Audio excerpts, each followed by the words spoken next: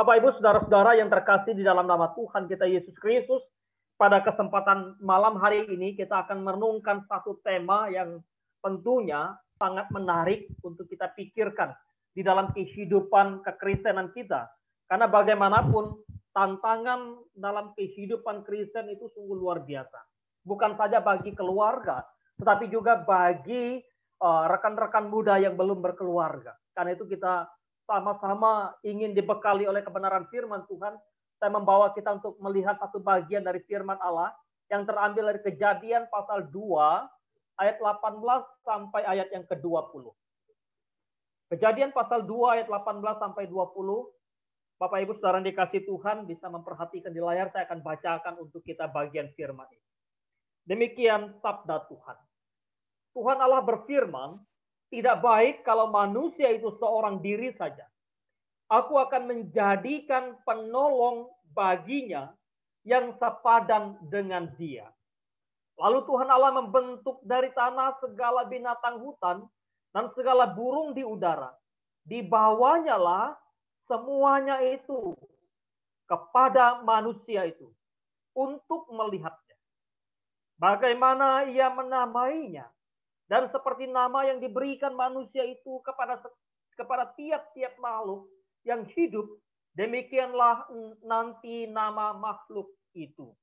Manusia itu memberi nama kepada segala ternak, kepada burung-burung di udara, dan kepada segala binatang hutan. Tetapi baginya sendiri ia tidak menjumpai penolong yang sepadan dengan dia. Demikian jauh pembacaan firman Tuhan kita pada malam hari ini. Berbahagialah setiap kita yang merenungkan kebenaran firman Tuhan. Melakukan kebenaran firman Tuhan di dalam kehidupan kita hari lepas hari. Ibu bapak saudara-saudara yang terkasih di dalam nama Tuhan Yesus Kristus. Engkau dan penolongmu sepadan. Itulah yang menjadi tema untuk kita renungkan pada malam hari ini. Ironis kalau kita memperhatikan kehidupan pernikahan, kehidupan manusia yang begitu bobrok dari hari ke hari. Dari waktu ke waktu. Betapa banyak manusia yang tentunya hidup semakin jauh daripada Allah. Ya, kalau kita memperhatikan berita-berita tentang pernikahan misalnya, tentang mencari pasangan, di zaman sekarang tidak lagi tertutup ketika orang ingin melakukan atau ingin melaksanakan satu pernikahan. Pernikahan yang sebetulnya tidak berdasarkan satu kebenaran Alkitab. Ya, orang berani terang-terangan memilih atau melakukan pasangan atau memilih pasangan melakukan pernikahan dengan sesama jenisnya. Itu bukan sesuatu yang tertutup lagi. Di negara-negara maju, negara-negara seperti Amerika dari zaman waktu Barack Obama jadi presiden bahkan sudah diberikan satu legal, sudah diberikan satu izin bahwa bagaimana kehidupan para gay, para lesbi dan sebagainya. Sehingga apalagi kemarin waktu kita bagi Bapak Ibu yang mengikuti perkembangan ketika Presiden Amerika Serikat yang terbaru ya yang Joe Biden kemudian sudah dilantik, tidak sedikit paling tidak ada beberapa ya walaupun tidak semua, ada beberapa yang memang pejabat pemerintahan mereka adalah memiliki pasangan yang sesama jenisnya. Dan ini bukan saja tantangan bagi kehidupan, oh ini mereka belum kenal Tuhan, oh, belum tentu. Ya, oh ini mereka bukan Kristen, oh belum tentu. Justru Amerika Serikat adalah betapa banyaknya orang-orang Kristen juga di sana, walaupun ya ada yang free thinker yang tidak menganut atau tidak mempercayakan iman Kristen. Tetapi paling tidak bahwa tantangan-tantangan yang demikian juga masuk ke dalam gereja-gereja tertentu. Gereja-gereja di luar negeri sudah ada yang bahkan merekomendasikan menerima satu keterbukaan untuk pernikahan dengan sesama jenis. Betapa bobroknya bukan manusia. Bukan hanya itu. Ternyata manusia bukan saja menikah dengan sesamanya manusia, sekalipun sesama jenis misalnya. Kalau saudara membaca berita atau membaca suka membuka internet, lalu membaca informasi perkembangan termasuk juga perkembangan bagaimana orang mencari pasangan. Dan salah satu ya negara yaitu negara Tiongkok ya. Saya mendapatkan informasi tentang beberapa tulisan ini dalam media massa, yaitu itu sangat terbuka sekali. Bagaimana orang atau orang-orang tertentu ketika mereka memilih pasangan, ketika mereka mencari pasangan, tidak lagi mencari pasangan dari manusia, bukan saja sama jenis, tetapi juga mencari pasangan yang sebetulnya dari benda mati. Boneka bisa dijadikan istri, boneka bisa diajak untuk menikah, boneka bisa dijadikan pasangan. Nah, ini satu gambaran luar biasa bagaimana kehidupan manusia yang sudah jatuh ke dalam dosa. Mungkin saya dan saudara akan berkata, Pak, mereka bukan Kristen. Terlepas daripada mereka bukan Kristen atau bukan, tetapi itulah fakta penyimpangan yang dilakukan oleh manusia di dalam memilih menentukan pasangan. Ya. Dan bukan hanya itu. Ternyata manusia juga, orang-orang tertentu, negara-negara tertentu bahkan merekomendasikan atau melegalkan satu pernikahan. Bukan hanya dengan manusia yang sesama jenis. Bukan hanya dengan boneka, tapi juga ada yang menikah dengan binatang peliharaan mereka. Yang menikah dengan hewan yang mereka cinta, yang mereka pelihara. Dan itu bukan hanya laki-laki. Perempuan pun ternyata ada yang melakukan hal itu. Ada yang menikah dengan anjing. Ada yang menikah dengan kodok. Dengan alasan-alasan yang sebetulnya. Yang tidak rasional. Yang tidak masuk akal. Tetapi itulah salah satu gambaran yang terjadi dalam kehidupan manusia. Bapak, Ibu, Saudara-saudara yang terkasih di dalam nama Tuhan kita Yesus Kristus. Maka ketika kita membaca satu bagian kebenaran firman Tuhan sungguh luar biasa. Kita melihat betapa Tuhan sungguh luar biasa membentuk kehidupan Adam. Ya. Ketika Adam sudah Tuhan ciptakan, maka Adam Tuhan tempatkan di Taman Eden. Dan kepada Adam tadi dikatakan, dibawalah kepada Adam seluruh binatang yang Tuhan telah ciptakan, seluruh binatang hutan. Segala binatang hutan Tuhan bawa kepada Adam. Tetapi apa yang Adam dapatkan di sana? Ketika barangkali menyaksikan waktu binatang datang kepadanya dengan berpasangan. Bagaimana burung dara dengan pasangannya. Bagaimana harimau dengan pasangannya. Bagaimana kucing dengan pasangannya. Bagaimana anjing dengan pasangannya. Bagaimana gajah dengan pasangannya. Tetapi barangkali kalau saya merenungkan dan memikirkan, membayangkan, mereka semua punya pasangan. Di manakah pasanganku? Ternyata bahwa dari segala sesuatu, dari benda-benda mati, dari tumbuhan, dari hewan yang Tuhan ciptakan sedemikian indah, ada yang begitu indah, ada yang begitu menarik, ada yang begitu kuat, walaupun ada yang begitu lemah, namun tak satu pun yang Adam dapatkan untuk menjadi pasangannya yang sepadan dengan dia. Oleh sebab itu, Bapak Ibu teman-teman yang dikasihi oleh Tuhan Yesus Kristus, ya, tentu saja ini menjadi sesuatu yang sangat menarik bagi kita untuk kita pikirkan, untuk kita renungkan. Biarlah ketika kita melihat bagian ini, maka penolong, aku akan menjadikan penolong yang sepadan dengan dia. Engkau dan pasanganmu sepadan. Penolong. Penolong berarti penyangga, pemberi kekuatan. Ya, ketika ada beban yang ada di atas, maka untuk menyangga itu perlu topangan. Untuk benda tetap ada di atas, maka perlu ada yang bisa menopangnya. Perlu ada yang bisa menolong. Dan penolong tentu bukan orang yang lemah. Karena namanya juga penolong. Pasti kuat. Kalau dia tidak kuat, bagaimana dia bisa menjadi penolong? Ya. Kalau dia tidak kuat, bagaimana dia bisa menjadi penopang? Kalau dia tidak kuat, bagaimana dia bisa menjadi penyangga?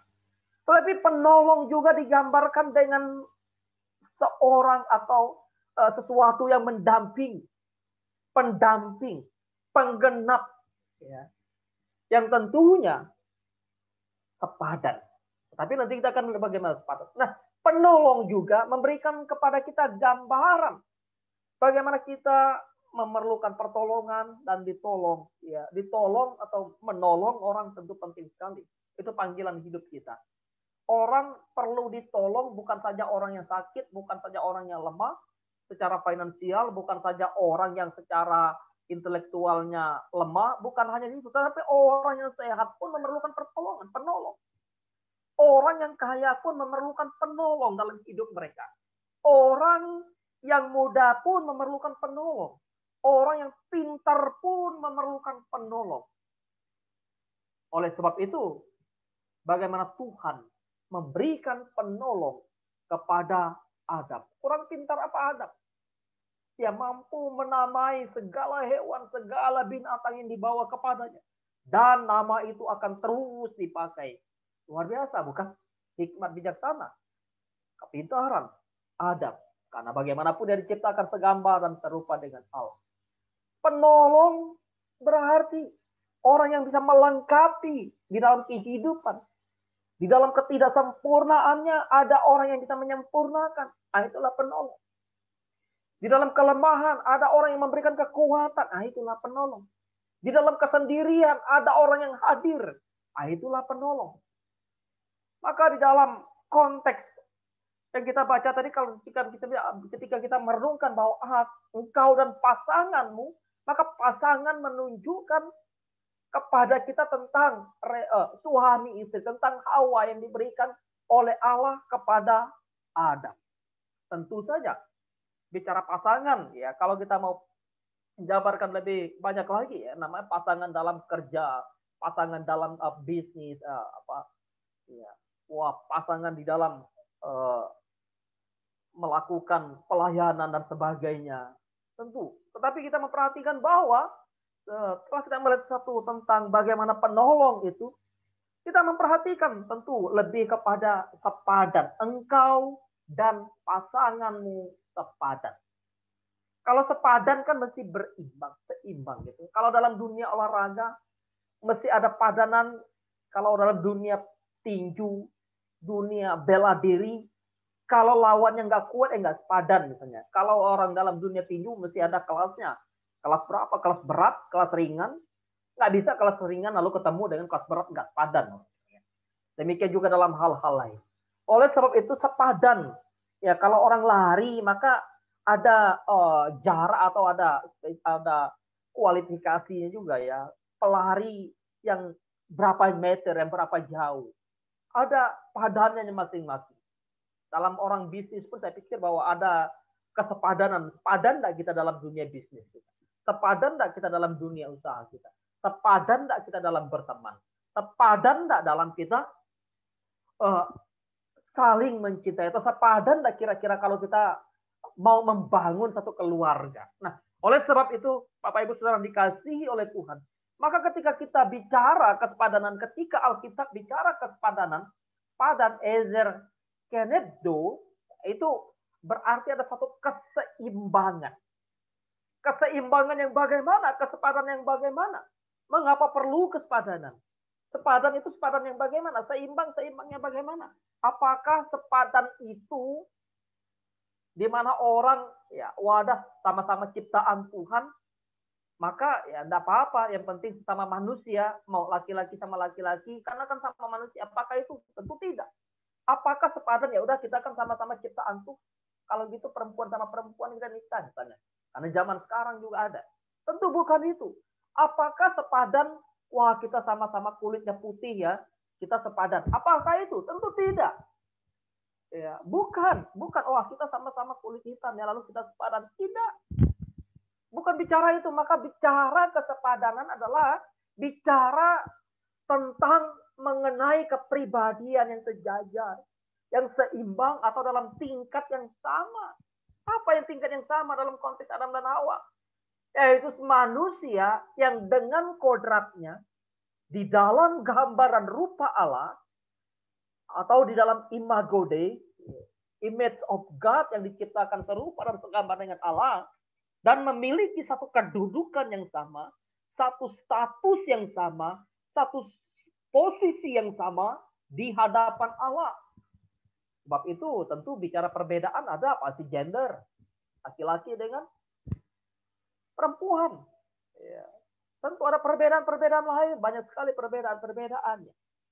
Karena itu bicara kesepadanan ya, misalnya saya ambil contoh. Sandal kiri dengan sandal kanan misalnya. Oh, itu sama kiri ya, satu kiri, satu kanan, saling melengkapi kok. Tapi apakah sepadan? Tidak, bukan? Ada pasangannya, ada padanannya. Ya. Oleh sebab itu engkau dan penolongmu sepadan, maka bicara kesepadanannya adalah bagaimana ketika Tuhan menciptakan Adam segambar dan serupa dengan dia, maka tidak dijumpai oleh Adam pasangan yang sepadan dari hewan-hewan yang dibawa kepada Adam. Tidak ada. Kenapa? Karena memang tidak ada ciptaan lain yang memiliki martabat, kodrat, dan keunggulan selain daripada manusia itu sendiri. Karena itu Tuhan menciptakan Hawa sebagai manusia untuk mendampingi Adam yang adalah manusia. Tapi menarik bahwa bicara tentang kesepadanan juga mengandung makna dekat. Dekat, tidak jauh. Karena itu gambaran hidup keluarga adalah hidup yang dipersatukan dekat. Memiliki relasi yang intim. Relasi yang dalam. Ya, engkau dan penolongmu sepadan. Penolong yang dekat dengan dia. Ya. Bagaimana orang bisa menjadi penolong kalau jauh, kalau tidak kenal. Kalaupun mengenal, kalaupun tidak kenal jauh, penolong pasti beda dengan orang yang menolong karena kenal, karena dekat. Gitu ya. Nah itulah gambaran sepadan, satu kesatuan, utuh, keutuhan, sehingga saling membutuhkan, saling melengkapi. Maka waktu orang sudah bangun, keluarga menikah, lalu tidak bisa lagi berkata, saya tidak perlu kamu. Saya tidak butuh kamu sebagai istri saya kalau sudah menikah. Saya tidak butuh kamu sebagai suami saya. Tidak bisa. Karena gambaran kehidupan keluarga engkau dan pasanganmu digambarkan dengan relasi manusia dengan Allah. Relasi Kristus dengan umatnya. Dan gambaran engkau dan pasanganmu yang sepadan, yang dipersatukan, yang utuh, seutuhnya adanya, maka itu digambarkan seperti tubuh yang memiliki banyak anggota, tetapi satu kesatuan. Tangan tidak bisa berkata kepada kaki, aku tidak membutuhkan engkau. Atau telinga lalu berkata kepada mata, aku tidak membutuhkan engkau. Tidak. Sebab itu, inilah gambaran yang Alkitab ingin berikan kepada kita tentang kesepadanan, penolong yang sepadan. Adam barangkali pada waktu itu mencari, ya, kalau lihat kiri kanan, ke belakang, ke depan, tidak mendapatkan. Ya merenung, barangkali saya bisa membayangkan. Merenung, lalu ada kesepian, kesedihan di dalam dirinya ketika tidak menemukan kesepadanan yang tentu dalam konteks manusia pertama, karena memang tidak ada manusia yang lain yang bisa berinteraksi dengan dia, yang bisa berdiskusi dengan dia, yang bisa tempat dia untuk mencurahkan isi hatinya, untuk membahas tentang bagaimana program pelayanan, pekerjaan, keluarga, masa depan dan sebagainya. Tetapi tentu ya kalau begitu Pak, karena maka sampai sekarang saya tidak menemukan sepadan, maka saya tetap hidup sendiri. Tidak apa-apa, karena memang dalam konteks kemudian progressive revelation, Paulus menuliskan ada orang yang dipanggil untuk memang hidup dalam kesepadanan keluarga. Menikah maksudnya. Ada orang yang memang Allah tentukan untuk tidak memiliki kesepadanan dalam konteks pernikahan. Mereka ya melayani Tuhan misalnya. Atau ada orang yang memang dibuat orang lain demikian. Karena itu kalau tidak menemukan pasangan, tidak menemukan kesepadanan untuk menikah, ya jangan berkecil hati. Barangkali itu panggilan saudara. Adam diberikan oleh Tuhan Hawa bukan ketika dia sedang dalam suatu pencarian di mana dia pergi ke sana. Tidak, tapi Tuhan menghantarnya. Tuhan membawa dia ketika Adam tidur, membentuk Hawa ketika Adam tidur. Lalu Tuhan yang membawa Hawa kepada Adam. Allah memberikan penolong yang sepadan. Begitu mengertinya Tuhan akan pergumulan manusia. Begitu mengertinya Tuhan akan pergumulan kita. Begitu mengertinya Tuhan akan pergumulan di dalam batin tiap manusia. Oleh sebab itu mengapa sepadan? Karena keduanya adalah gambar Allah. Kalau kita baca dalam kitab Kejadian, sangat kental sekali konteks penciptaan manusia.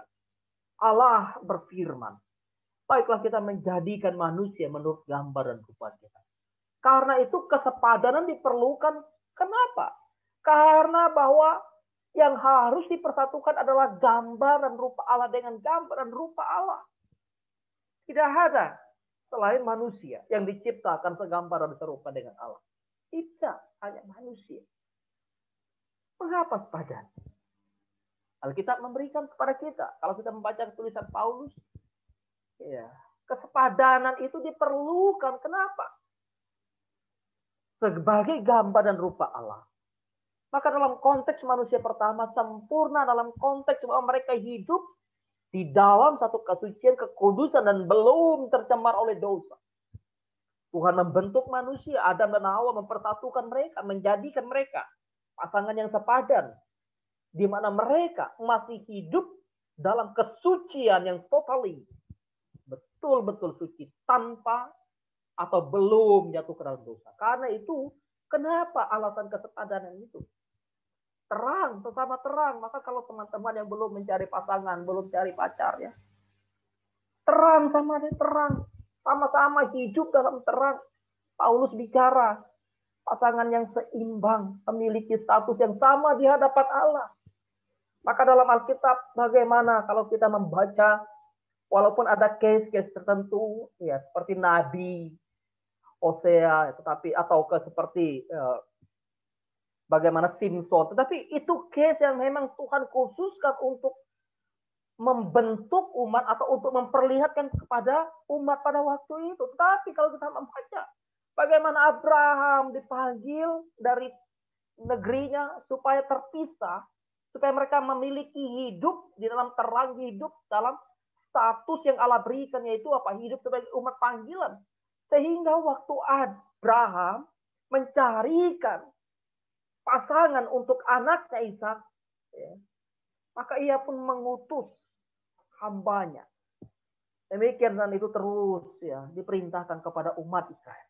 Nanti kita lihat koneksi. Nah, mengapa sepadan? Karena mereka hidup suami istri, keluarga, pasangan adalah keluarga yang mengerjakan mandat Allah di dalam dunia. Anda bisa membayangkan, saudara bisa membayangkan, kalau tidak sepadan, tidak sama-sama dalam terang, tetapi mengerjakan misi yang sama, panggilan yang sama, dari Allah yang satu yang memberikan satu panggilan. Pikirkan. Pasti satu ke kiri, satu ke kanan, satu mengerti, satu tidak mengerti, satu memahami dan satu tidak memahami. Ya. Oleh sebab itu ini gambaran bahwa ketika manusia dibentuk, apalagi kita baca konteks Kejadian, ada mandat di sana. Ada mandat budaya yang Tuhan berikan. Ada mandat kerja yang Tuhan berikan. Ada mandat biblika yang Tuhan berikan. Dan manusia dituntut untuk apa? Mengerjakan itu. Dipanggil untuk apa? Mengerjakan itu. Ya. Karena itu perlu kesepadanan dalam konteks hidup sebagai keluarga, hidup sebagai umat Tuhan. Bagi saudara-saudara, teman-teman muda yang dikasihi Tuhan. Ingat, ya, hati-hati. Karena kita bukan hanya hidup lalu kita kawin-mawin, lalu melakukan ya memenuhi kebutuhan seksual, lalu dapat anak dan sebagainya. Bukan itu. Kehidupan sepadan itu karena memang Tuhan mau kita mengerjakan panggilannya. Dan itulah tujuan Allah membentuk keluarga salah satunya. Bagaimana menjadi saksi Kristus di tengah-tengah dunia. Punya agenda yang sama. Agenda yang dari Allah yang satu. Yang memanggil mereka untuk hidup dalam satu persekutuan keluarga. Rumah tangga, suami istri. Ya, barangkali mungkin saudara berkata, tuh lihat kan sekarang kan banyak. Ya, jangan menjadikan kesalahan sebagai satu dasar untuk kita membangun satu kesalahan berikutnya. Firman sudah memberikan satu warning yang begitu besar. Pemahaman, pengajaran, dan peringatan kepada kita. Kita melaksanakan panggilan Tuhan. Sepadan dalam hal apa? Saya katakan tadi. Maka sepadan dalam hal iman. Ya. Wah, sama-sama beriman, sama-sama Kristen sih. Belum tentu. Sama-sama Kristen belum tentu sama-sama memiliki iman. Banyak orang Kristen, tapi hidupnya sebetulnya tidak menunjukkan hidup beriman pada Kristus. Sehingga ada dalih, misalnya ada orang-orang tertentu, waduh Pak, pernah saya mendapatkan satu pertanyaan ketika saya diskusi dengan anak muda tentu. Ya, kenapa kamu nggak pacaran sama pemuda, sesama murid Kristus, sesama anggota gereja atau sama orang Kristen yang betul-betul hidup dalam Kristus? Wah Pak, saya sudah pernah pacaran dengan orang Kristen, tapi dia mengecewakan saya dan ini, itu, dan ini ya. Ingat, itu menjadi satu gambaran. Wah, lebih baik saya tidak dengan sesama Kristen Pak, tapi dia pengertian, baik, ini ya. Ya, secara baik, barangkali baik, banyak orang yang tentu baik, tidak Kristen tetapi baik. Tetapi ingat bahwa kita dipanggil untuk menjalani hidup keluarga, menjalani hidup bersama dalam hidup rumah tangga, perlu iman. Karena itu kembali kepada satu Adam dan Hawa tadi, mereka hidup dalam satu panggilan khusus, iman yang sejati sebelum mereka jatuh dalam dosa, hidup dalam kesucian kekudusan, iman. Ya, oleh sebab itu teman-teman muda, kalaupun ya dikecewakan oleh orang Kristen, misalnya pacar orang Kristen tapi mengecewakan, jangan menjadi dalih, jangan menjadi dasar untuk kemudian mencari teman hidup atau pacar yang kemudian bukan Kristen karena alasan wah saya dari kecewakan sama Kristen. Jangan. Barangkali itu memang bukan padananmu, menjadi satu ujian, menjadi satu seleksi yang Tuhan berikan, sehingga jangan perlu kecewa. Ya, karena itu kesepadanan dalam apa? Kesepadanan. Nanti kita melihat bagaimana kesepadanan iman itu mempengaruhi hal. Nah, kesepadanan juga dalam kedewasaan atau maturity. Penting. Kedewasaan fisik. Fisik bukan hanya karena wah kamu kecil, besar, bukan itu. Tapi paling tidak kedewasaan fisik itu kalau dalam konteks orang zaman sekarang ya paling tidak ya, jangan ya umur yang 30 ngambil umur yang 15 misalnya saja ya. Paling tidak ada ukuran secara dunia saja orang bisa atau secara negara saja kemudian orang tahu bahwa fisiknya belum memungkinkan. Masih di bawah umur misalnya. Mari, kedewasaan. Karena kedewasaan secara emosi. Walaupun tentu emosi ini kan berbeda. Ya, ada yang dewasa, ada yang tidak dewasa. Karena itu paling tidak, jangan terlalu complang lah ya. Yang namanya kita berkeluarga kan saling bertumbuh juga, saling membangun. Ya. Tetapi kalau terlalu complang juga, sesuatu yang sangat berbahaya sekali. Ya, kemudian kedewasaan dalam intelektual penting. Yang sampai satu bicara A karena memang intelektualnya nggak sampai dengan pasangannya, tiba-tiba yang di ini kan Z, itu jauh banget, atau jangan Z deh. Dari A tiba-tiba ke D misalnya agak dekat ya. Tapi itu pun ya, tidak menggambarkan satu kesepadanan yang sebetulnya yang harus dijalani. Ya, oh nggak apa-apa misalnya, nggak apa-apa. Kenapa? Kan sama Kristen, betul. Tapi ya kita mesti menjadi orang Kristen yang logis juga loh. Ya. Menjadi orang Kristen yang diberi hikmat, bijaksana, akal pikiran sudah diterangi oleh Roh Kudus, sehingga akal pikiran sudah diterangi oleh firman, telah diterangi oleh Roh Kudus, itu ya kita pergunakan untuk memilih pasangan ya yang betul-betul memiliki satu kesepadanan. Paling tidak ya A ke B ya masih lumayan karena bertumbuh walaupun nanti akan ketemu juga. Tapi kesepadanan ya iman tadi saya bilang juga spiritual.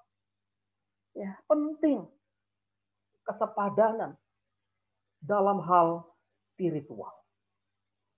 Karena itu ya pergumulan yang tidak mudah kalau memilih pasangan lalu kesepadanan spiritualnya sangat-sangat complang sekali. Kenapa perlunya kesepadanan baik dalam iman, kedewasaan ini?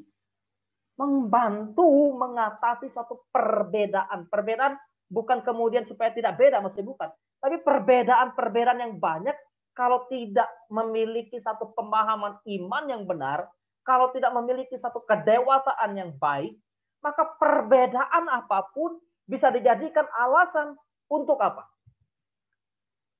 Untuk bubar. Untuk apa? Untuk mengkhianati. Untuk apa? Untuk tidak setia. Kenapa? Ya karena tadi tidak memiliki satu kesepadanan pemahaman iman yang benar. Kenapa? Karena tidak memiliki kesepadanan dalam hal kedewasaan. Sehingga ada perbedaan pasti, perbedaan begitu banyak sekali. Ya karena tadi sudah di-sharingkan oleh Yola. Jangan harap kita mendapatkan pasangan yang sama. Karena itu orang memilih atau pasangan bukan karena sama, lalu sama hobi. Ya, lalu kita, sepadan ya kita. Bukan itu. Tentu ada perbedaan. Kamu selera makan apa, kamu selera minum apa, kamu selera perginya kemana, pakai apa. Itu satu perbedaan atau perbedaan cara pandang. Tapi dengan kedewasaan, baik secara iman, kedewasaan fisik, emosi, dan juga intelektual tadi, membantu kita untuk mengatasi. Karena ada perbedaan, konflik akan sangat kemungkinan besar sekali juga. Karena itu membantu menghadapi dan mengatasi konflik dalam pernikahan. Bayangkan, kalau saudara tidak sama iman, tidak sama pemahaman iman, tadi sudah di-sharingkan Yola. Kamu atau keluarga punya konflik. Maka yang satu mencari jalan dengan datang kepada Kristus. Yang satu dengan cara mencari solusi dengan datang kepada batu. Datang kepada pohon. Datang kepada misalnya, bukit. Untuk apa? Mendapatkan hikmat dari sana.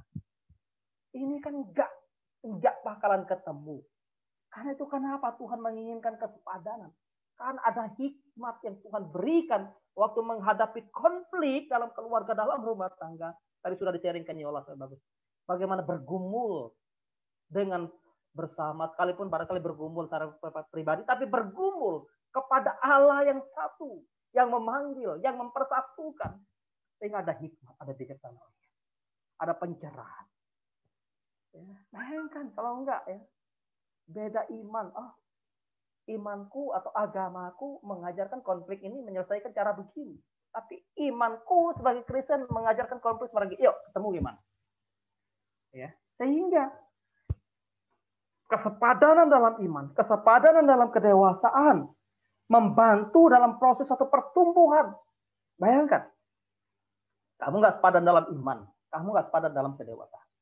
Mau bertumbuh ke arah mana? Kamu mau bertumbuh ke arah Kristus. Sementara dia mau bertumbuh kemana? Dia bertumbuh semakin jauh daripada Kristus. Lalu bagaimana? Hidup sebagai keluarga, hidup sebagai pasangan, bisa bertumbuh? Enggak. Karena itu sepadan, karena dua yang dipersatukan sama-sama bertumbuh ke arah yang satu, yaitu kepada Kristus, yang mengasihi mereka, yang memanggil mereka hidup dalam kasih. Ya, maka pasangan suami istri ini, waktu mereka sepadan, semakin mereka hidup dalam Kristus, semakin mereka dekat Kristus, semakin dekat satu dengan yang lain. Membantu dalam proses pertumbuhan iman. Membantu mempertahankan komitmen. Komitmen karena itu janji pernikahan. Komitmen pernikahan bukan hanya sekedar diucapkan waktu seremoni pernikahan, tidak. Itu janji komitmen itu di hadapan Allah. Ya, di hadapan Allah, jemaat sebagai saksi, orang tua sebagai saksi. Tapi di hadapan Allah, karena itu iman harusnya membantu kita mempertahankan. Berat betul. Siapa yang tidak bergumul dengan komitmen pernikahan? Bergumul. Jangan pikir bahwa karena dekat dengan Kristus, karena pelayanan, karena hamba Tuhan tidak bergumul. Omong kosong kalau kita nggak bergumul dengan satu komitmen pernikahan. Ya. Bergumul. Karena itu bicara kedewasaan, maturity merupakan satu proses yang melengkapi proses pertumbuhan. Bukan satu kesempurnaan, terus-menerus bertumbuh. Ya. Oleh sebab itu ketika waktu pasangan punya masalah, menghadapi masalah, mencari solusi secara bersama kepada mana? Kepada sumber yang bersama. Di atas dasar yang sama. Yaitu kesepadanan. Ya. Di sinilah kita penting memahami akan satu kesepadanan. Teman-teman dikasihi oleh Tuhan Yesus Kristus. Oleh sebab itu, kembali bahwa kesepadanan diperlukan. Kenapa? Pasangan suami istri bukan hanya hidup, lalu mereka menikah, melakukan hubungan seksual, tidak. Tapi kepada mereka, ketika dianugerahkan, kalau Tuhan menganugerahkan kepada mereka anak, yuk dasar pendidikan anak seperti apa? Mau bagaimana? Kalau tidak sepadan seperti apa? Dasar kebenaran yang mana yang mau kita pakai? Maka itu firman Tuhan, didiklah anakmu ulang berulang. Mengajarkan kepada umat Israel. Didik anakmu ulang berulang. Bayangkan, kalau satu beda dengan kita, ya kamu mau gimana? Kasihan. Sementara Alkitab bicara, anak atau generasi-generasi yang Tuhan hadirkan dalam hidup keluarga adalah sebagai milik pusaka dari Allah. Karena itu ketika mereka sepadan dalam iman, sepadan dalam Kristus, sepadan dalam terang, bukan hanya bicara bagaimana mereka sama-sama melayani, tapi waktu mereka dipercayakan anugerah, berkat, maka mereka bisa mengelola. Yuk, keuangan. Bagaimana kita mengelola keuangan secara Kristen? Yuk, mendidik anak, kalau dianugerahkan anak. Bagaimana kita mendidik anak dalam terang firman Tuhan? Yuk, kalau diberi pekerjaan, bagaimana kita ya memaknai pekerjaan ini di dalam terang iman Kristen? Nah, inilah kesepadanan. Oleh sebab itu teman-teman, biarlah pada malam hari ini kita terus diingatkan secara khusus bagi rekan-rekan muda, sahabat-sahabat kami, sahabat-sahabatku yang masih belum memiliki pasangan, yang masih bergumul, barangkali mencari. Kalau mencari juga tidak dapat, jangan juga kecewa. Ya, kenapa?